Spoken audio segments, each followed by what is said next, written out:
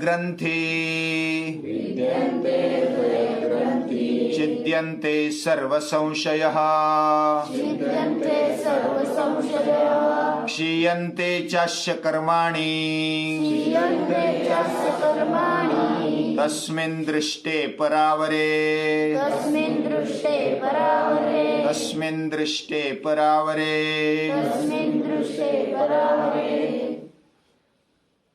हम भगवान कृष्ण को नमस्कार कर रहे हैं। वह भगवान होने पर भी अवतार लेकर आ गए और उन्होंने मनुष्य मात्र के लिए एक डेमो बता दिया, डेमोन्स्ट्रेशन किया। अपने जीवन से कैसे उत्तम जीना चाहिए ये बात बताई। श्रीमद् भगवत गीता बताई। गीता जैसा सर्व शास्त्र से भरा हुआ तत्व ज्ञान, और वो भी प्रेम से, भाव से हमारे जीवन में अति उच्च शिखर पाने के लिए दे दिया। यानी मनुष्य होकर के हमें कैसा होना चाहिए उसका मैन्युअल हमें मिल गया। भगवान ने ही दे दिया। भगवान ने हमें बनाया और उसने मैन्युअल दे दिया। संसार में, इस दुनिया में अभी तक जो भी तत्वज्ञान जानता है वह व्यवहार में इतना कुशल नहीं दिखाई देता, और जो व्यवहार जानता है उसका तत्वज्ञान अच्छा नहीं होता। दोनों का कॉम्बिनेशन तत्वज्ञान में या तो बुद्धि चलाने में ऊंचा है, लेकिन व्यवहार में वह नीचे हो जाता है। बहुत बार ऐसा हो जाता है। बड़े बड़े महापुरुष भी इस प्रकार, जो किसी तत्वज्ञान के विषय में अगर वो घुस गए तो उनको व्यवहार का भान नहीं रहता है और व्यवहार में फंस जाते हैं या तो गलती कर बैठते हैं। ऐसे ही जैसे न्यूटन के बारे में कहा जाता है कि न्यूटन बड़ा शास्त्रज्ञ है, उन्होंने गुरुत्वाकर्षण का शोध लगाया, विद्वान है, बुद्धिमान है। इतना होने पर भी उन्होंने एक बिल्ली पाल के रखी थी और बिल्ली वह प्रेग्नेंट रही, गर्भवती रही।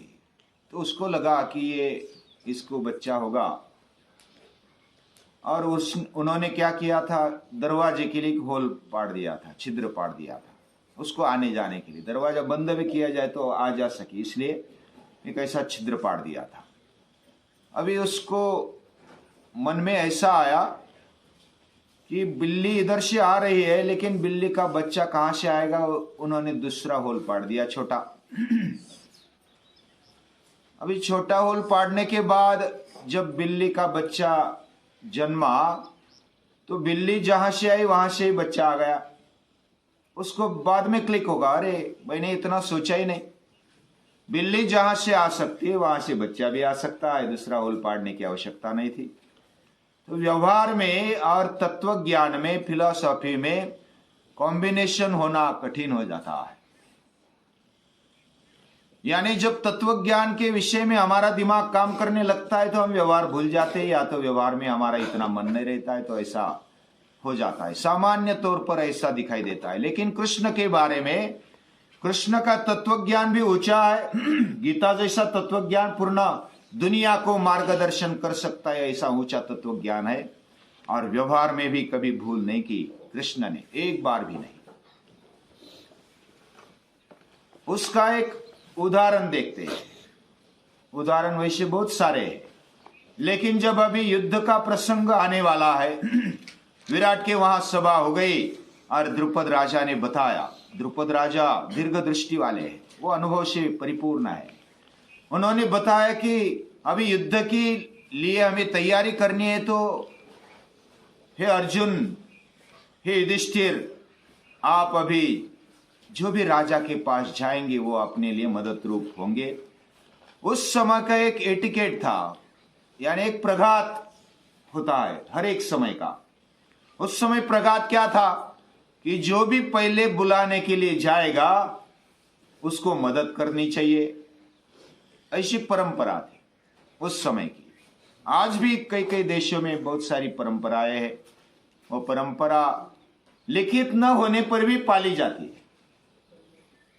वैसा जो शल्य राजा है वो तो नकुल सहदेव के मामा है, वह मामा होने के बावजूद भी, यानी माद्री मां के भाई थे शल्य, और उन्होंने दुर्योधन के पक्ष में युद्ध किया है, क्योंकि दुर्योधन ने पहला न्योता भेजा, उनका स्वागत किया, आगत स्वागत किया, और फिर उनके पक्ष में लड़े और बलिदान भी दे दिया। यानी अपने जो भी मांगता है पहले उसको अपनी मदद दे देनी है। तो इस प्रकार अर्जुन और पांडवों को कहा द्रुपद राजा ने कि आप जाओ, अलग अलग राजाओं के पास जाओ और उनको मिलो, जल्दी से जल्दी मिलो, वो अपने तरफ से सैन्य लेकर आ जाएंगे, लड़ेंगे। तो अर्जुन और दुर्योधन भी वैसा व्यवहार में होशियार है, और वो और अर्जुन दोनों जाते कृष्ण के पास मदद मांगने के लिए। मदद मांगने के लिए जाते हैं, दोनों साथ में जाते, तब कृष्ण आराम कर रहे होते। दुर्योधन पहले जाता है तो वो मस्तक के पास बैठ जाता है, और अर्जुन थोड़ा लेट आता है तो वो पांव के पास बैठ जाता है। तो अर्जुन बाद में आया, फिर भी भगवान श्री कृष्ण उठ गए तो पहले कहा देखेंगे। तो अर्जुन की तरफ देखा, बोला कि अर्जुन कब आया। तब दुर्योधन तुरंत बोलता, मैं आया हूं, पहले मेरा सुनो, मैं युद्ध के लिए मदद मांगने के लिए आया हूं, और इसके लिए मेरा पहले सुनो, मैं पहले आया हूं। तो क्या क्या बातचीत होती है हम गीत के द्वारा सुनेंगे। गीत एक बनाया गया है, वह गीत इन दोनों का संवाद कैसा हुआ इस पर ही है, वह गीत सुनेंगे हम सत्यवती से। श्री कृष्णाला भेटती दोघे दुर्योधन अर्जुन, दुष्ट शक्ती अन सख्य भक्ती मध्ये गुरफटतो भगवान, निर्मात्याला बंधन मोठे शब्दांचा अर्थाचे, मनात याचक चिंतन करतो नित्य नवा सार्थाचे, अर्जुन होता प्रशांत सागर मर्यादा जाणून, दुर्योधन परिलाभासाठी बसला धरुनी ध्यान, भगवंताचा निर्णय निश्चित कधीच कळला नाही, भव्य बुद्धीचा मानव रडतो ती तर त्याची घावी, भागव होते देवच देतो ते त्याचा महिमान, परंतु स्वार्थ मध्ये रडतो श्रद्धेचे ते स्थान, चाहुल घेऊन देव बोलतो अर्जुन तू आलास, मध्येच म्हणतो दुर्योधन हो पहिला मी तर खास, लीला लागव ज्याची जगती त्याला आले भान, एक लाडका सख्य भक्तीचा दुसरा मागे मान, देवाने मग युक्ती योजली जाणूनी मन दोघांचे, सगळे तुम्ही मज समान दोघे नात्या तोलाचे, वाटप पाजे मीच सांगतो घ्यावे नीट ऐकून, एक पक्ष मी एकटच अन सेना दुसरी महान, विचार पडला सुयोधनाला युद्धाचे तर काम, सैन्य घेऊन सोडून दिदला जीवन ताला राम, मनात झाला खुशी धनंजय पुरे मला भगवान, यश कीर्ती शोभा मज सगळे अचूक मिळाले वाण, दोघे राजी देवही गाजी सुखात करती प्रयाण, प्रभू समाहित भविष्यतांचे लपे कुठे अज्ञान, अचूक वाटा देवच देतो तोच सुखाची खाण समज असावी अग्न मानवा भक्ता सखा भगवान श्रीकृष्णाला भेटती दोघे दुर्योधन अर्जुन दुष्ट शक्ती अनसख्य भक्ती मधी गुरुफटतो भगवान दुष्ट शक्ती अनशक्य भक्ती मध्ये गुरुफटतो भगवान.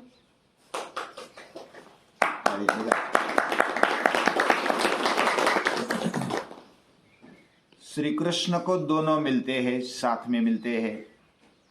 और एक दुष्ट शक्ति मन में दुष्ट विचार लेकर आया है कि मुझे सैन्य मिल जाए, और दूसरा है सख्य भक्ति के कारण वो कृष्ण को चाहता है. और इसमें भगवान अटक गए हैं, लेकिन भगवान कभी अटकते नहीं, वो बहुत ही स्पष्ट है. फिर भी वह अपनी चोटी दूसरे के हाथ में देते नहीं है, दूसरे की चोटी अपने हाथ में रखते हैं. ऐसे कृष्ण है. कौन से भी प्रसंग में उनका अगर चरित्र या तो जीवन व्यवहार देखा जाए तो उन्होंने दूसरों की चोटी अपने हाथ में रखी है, अपनी चोटी दूसरों के हाथ में कभी नहीं रखी. वह दूसरों के मन का जानता है.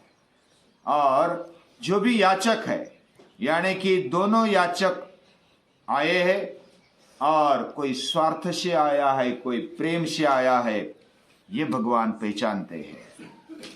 दुर्योधन लाभ के लिए जैसा बगुला होता है, बगुला ध्यान देकर वो जैसा एकदम शांत बैठा है, मन में कोई ऐसा कोई सोचेगा ये तो ध्यान कर रहा है, लेकिन वो ध्यान कर रहा है ऐसा नहीं, वो ध्यान मछली के लिए कर रहा है.